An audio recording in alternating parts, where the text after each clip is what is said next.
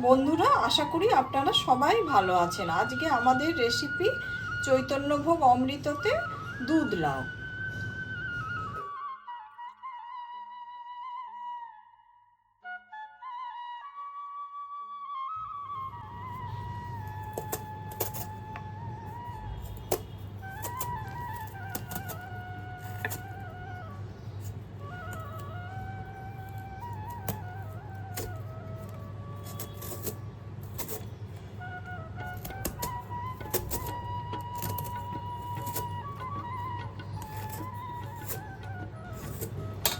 লাউটাকে 4 piece করে নিয়েছি, এবার গ্রেট করে নেব।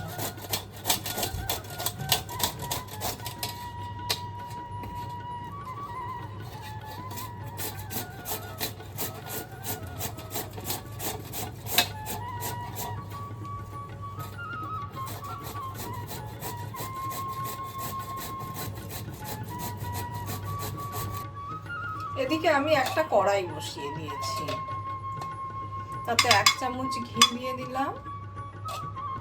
এদিকে ঘিটা আমাদের গরম হয়ে গেছে। কুড়ে রাখা লাউটা আমি হাতের সাহায্যে রসটা যতটা নিংড়ানো যায় নিংড়ে নিয়ে কড়াইতে এবার দিয়ে দিচ্ছি।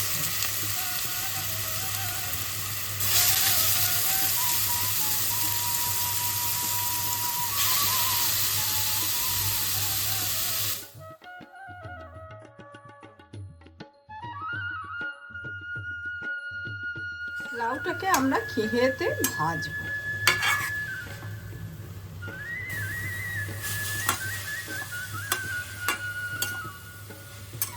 লাউটাকে পুরো শুকনো করে ভেজে নিতে হবে।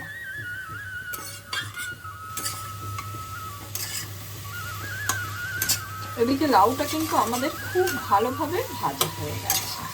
এই দেখুন, পুরো একদম শুকনো হয়ে গেছে আর জিনিসটা অনেকটা কমেও গেছে।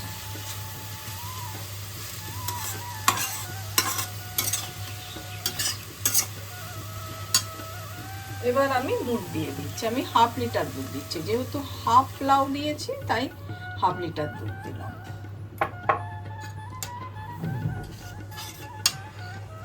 একটা তেজপাতা দিয়ে দিলাম।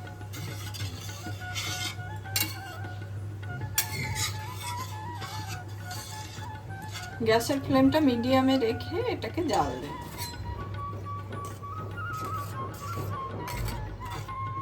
এদিকে দুধটা আমাদের ফুটে উঠেছে। আমি থেতো করে রাখা ছোট এলাচ দিয়ে দিলাম, সেই সঙ্গে গুড়ের বাতাসা দিয়ে দিচ্ছি। যদি গুড়ের বাতাসা না দেন সেক্ষেত্রে মিছরি দেবেন, চিনি দিলে কিন্তু প্রচুর জল কাটবে। মিষ্টির স্বাদটাকে বাড়াবার জন্য সামান্য 1 পিঞ্চ নুন দিলাম।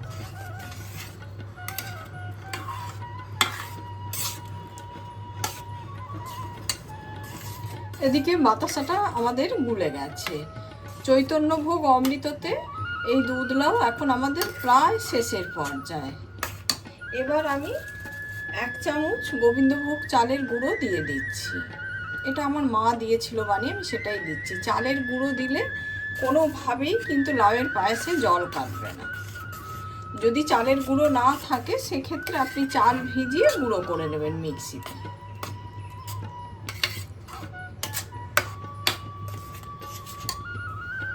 এবার আমি কিছুটা কাজু কিশমিশ দিয়ে দিচ্ছি। কাজু কিশমিশ এখানে কিন্তু ঘিয়ে ভেজে দেয়া হয়নি, তাই আমি এমনি নর্মালভাবেই দিলাম।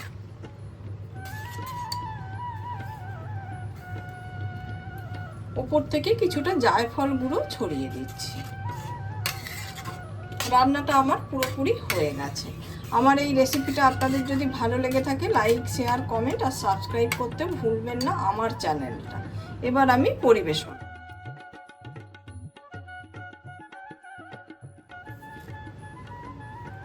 উপর থেকে আমি আরো একটু জায়ফলের গুঁড়ো দিয়ে দিলাম, সেই সঙ্গে কিছু কাজু কিশমিশ দিয়ে দিচ্ছি।